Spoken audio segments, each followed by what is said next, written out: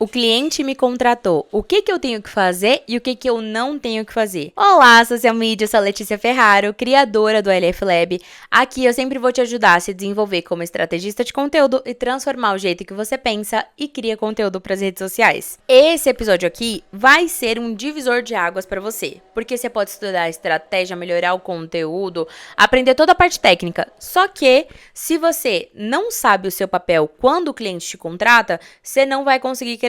Então hoje a gente vai falar sobre o que você faz quando o cliente te contrata, o que você não faz, tudo bonitinho, beleza? Antes eu só queria dividir uma loucura que tá na minha cabeça, tá? Primeiro, esse é o último episódio que vocês vão ver sem essa parede aqui estar com papel de parede. Eu vou mudar o cenário, vai ser muito legal. E eu queria muito compartilhar, porque eu acho que vai dar muita diferença, né? Eu não sei se você me escuta só no Spotify e no YouTube, ou se você realmente tá me vendo. Mas se você tá me vendo, você vai ver que o cenário vai ficar bem legal, porque essa parede vai mudar. No próximo episódio, você me dá um feedback que eu acho que vai ficar muito bonito, tá? E uma outra coisa que eu também queria conversar com vocês é... Eu estava delirando na possibilidade de mudar, foi meu marido que deu a ideia, tá? De chamar o pod de Podlet. Pra quem me conhece, eu acho que fica bem mais a minha cara Podlet do que LF Lab. Sei lá, eu tô achando que tá meio desconectado de mim, eu tô achando que tá meio sério, sabe? E aí quando ele falou isso, eu pensei, nossa, tipo, sei lá, enfim, me dá seus feedbacks nos comentários ou no direct do Instagram. Eu quero muito a sua opinião, não deixe de me dar o feedback, beleza? Vamos para o episódio. A maioria das social medias, quando tem problema com o cliente, o problema, em sua maioria, né, nunca tá voltado à criação de conteúdo, mas sim voltado porque você não sabe até onde vai o seu trabalho, entendeu? Voltado ao fato de você não ter definido claramente os limites de até onde ir o seu trabalho. Então, quando você não define, o cliente ele vai definir. E ele sempre vai ficar puxando as coisas pro lado que for mais confortável pra ele.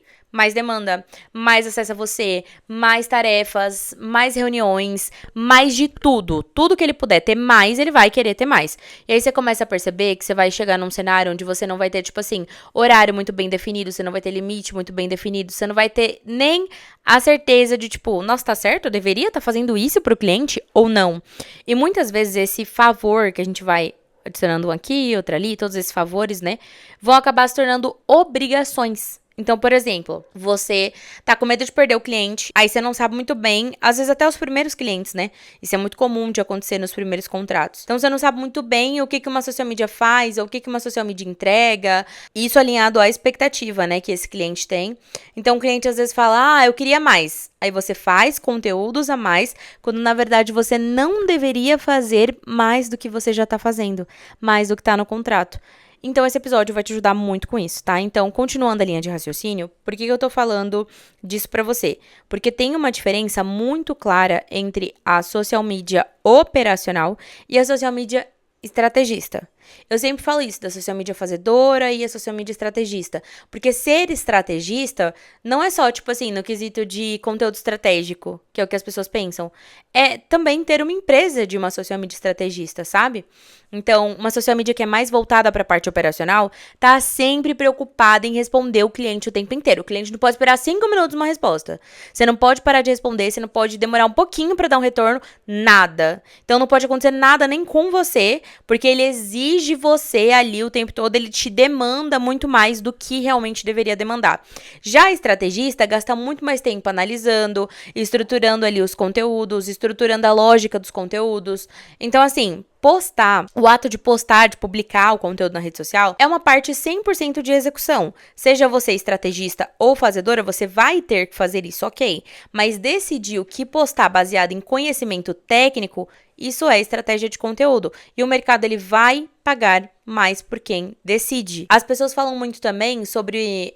quando eu digo as pessoas falam muito, é porque eu consumo muito conteúdo dessa área, tá? Tanto de mentores, quanto sociais mídias falando sobre a rotina delas. E eu também dou aula para sociais mídias.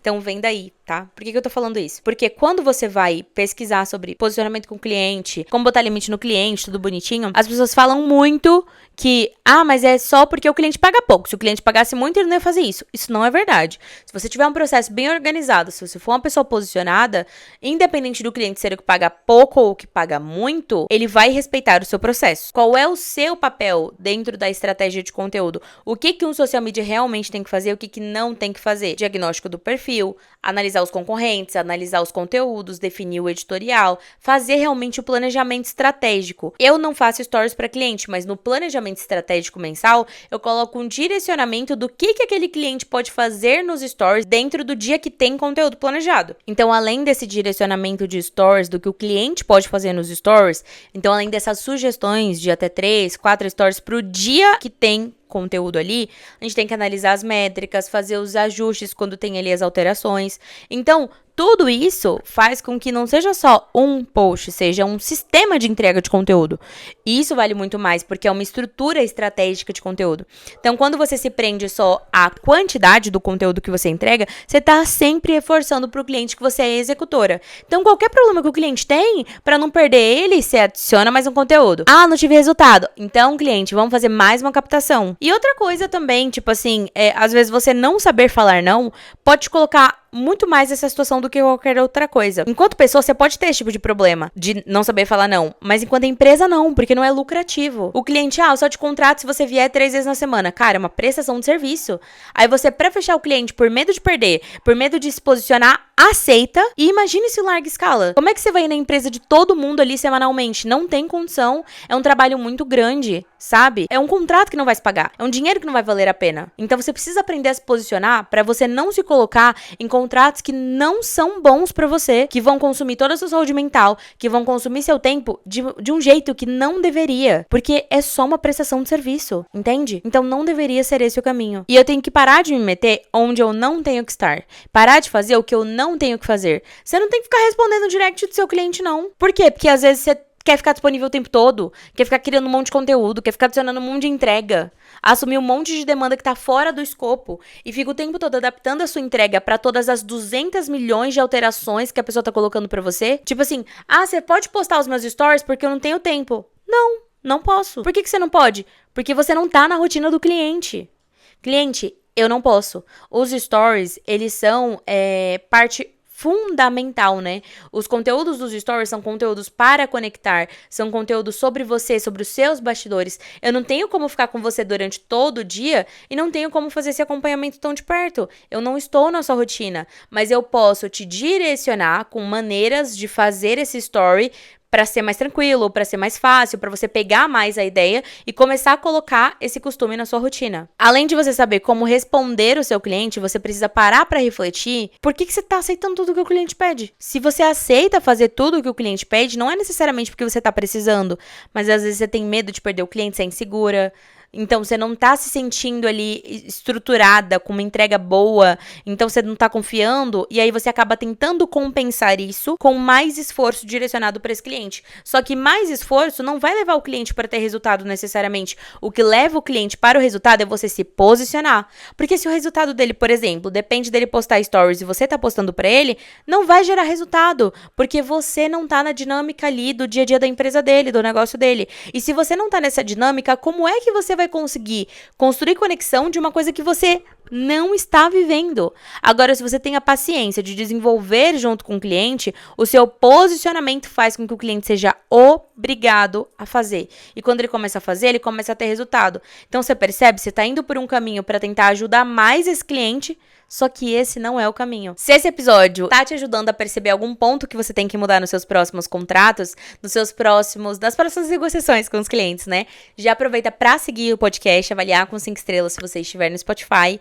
E se você estiver no YouTube, deixa o like, se inscreve no canal, beleza? Antes da gente ir para a parte prática, eu quero só fazer um fechamento do que eu tô falando, tá? Só um fechamento desse tópico. Se o seu cliente tá insatisfeito ou se ele não está tendo o resultado que ele gostaria que tivesse ou que você gostaria de gerar pra ele, enfim, não tá tendo resultado, tá tendo algum problema. A solução dos seus problemas com os seus clientes, sejam estratégicos ou operacionais, não está e jamais estará ligada a você criar mais conteúdos, em você fazer coisas que estão fora do seu escopo. Muitas vezes, por não colocar limite nos seus clientes, você atrasa com que ele tenha resultado.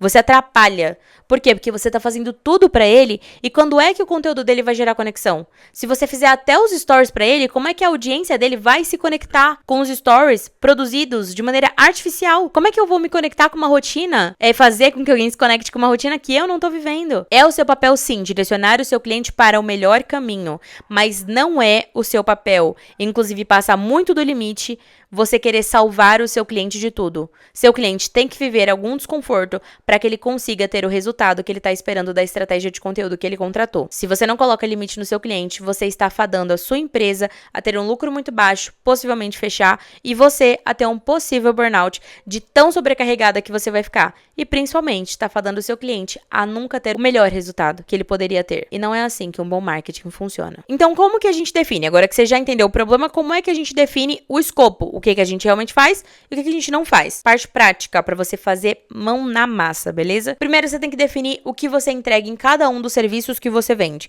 Então, o que está incluso em cada serviço? Como que cada serviço funciona? Por exemplo, gestão de redes sociais, tá? Então, qual que é a frequência de conteúdo que essa gestão de redes sociais tem? Você tem que definir também o que não está incluso. Porque quando você define o que não está incluso, tá, isso aqui é o que está incluso. Então, isso aqui, com certeza, eu não vou fazer. Tá incluso aqui de 12 a 15 conteúdos por mês, a estrutura da estratégia, o conteúdo pode ser assim, assim, assado. O que não tá incluso? Eu fazer os stories pro cliente. Quando você tem essa visão do que não tá incluso, do que você não deve fazer para esse cliente, você começa a ter o seu tempo mais protegido. Você começa a ter processos bem definidos. E o seu tempo, sabe? Sua energia mesmo, sabe? Sua disposição. Tempo é dinheiro, gente. Quando a gente empreende, tempo é dinheiro. Não tem como. Você vai gastar muito mais tempo para um cliente que não está te retornando. E além do mais, tá? Ah, Lê, tá me retornando. Mas em larga escala, você vai conseguir fazer essa mesma estrutura para 10 clientes e ter uma vida bacana? E ter tempo para fazer as coisas que você quer fazer? Você tem que colocar isso também na proposta, sabe? Não é só falar, você tem que estruturar para que tudo que tá entregue e o que não está entregue, o que não vai ser entregue, né? Tem que estar muito claro no contrato. O que está incluso, muito claro, não só no contrato, mas na proposta, e o que não está incluso, muito claro, também na proposta e também no contrato. Outra coisa que vai te ajudar muito é você fazer um alinhamento muito bom no processo de onboarding. Então, que é quando o cliente entra, né? Então, você tem que deixar claro tudo que tem, tudo que não tem, como é que funciona, como é que não funciona, para que tudo isso seja sustentável no longo prazo. Sempre vai ser mais difícil se ajustar o cliente que já está acostumado a ter uma certa folga, se já está acostumado a ter mais entregas do que ele contratou. Se você deixa claro desde o início o que está incluso e o que não tá, você facilita muito a vida do seu cliente e a sua, para que você não tenha essa transição, sabe?